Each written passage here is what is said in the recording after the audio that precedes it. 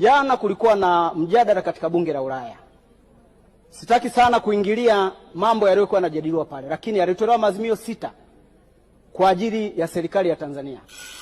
Na moja ya azimio yalikuwa ni maazimio yanayohusu kesi ya Mheshimiwa Tundu Lissu. Hiyo sina shida kwa sababu iko mahakamani, hatuwezi kuongelea hapa.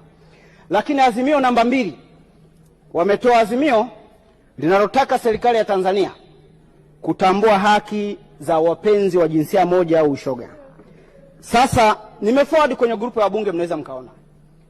Na katika lile azimio namba 6 linaelekeza kwamba serikali ya Tanzania na bunge la Tanzania, rais wa bunge la Ulaya ayaandikie serikali na bunge la Tanzania kuelekeza yale maazimio 6. Kwangu mimi nimeona ni dharau kwa nchi yetu, ni dharau kwa Mungu ambaye anaabudiwa katika nchi hii, kwa sababu bunge hili kila siku asubuhi tumekuwa tunaanza na maombi. Kila shughuli ya kiserikali tunaofanya kunakuwa na viongozi wa BAKWATA, CCT na maeneo mengine tukiomba Mungu asaidie taifa hili. Hatujafikia hatua hii ya kudharaulika kiasi hiki tuandikiwe na watu sasa kwamba tutambue haki za mashoga. This is insubordination kwa taifa hili.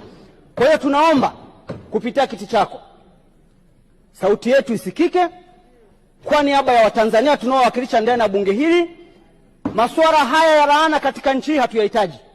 Maendeleo tunayo, tunazidi kupiga maendeleo. Tunajua ni washirika wetu wa maendeleo na tusapoti. Lakini swala la kutaka tumkufuru Mungu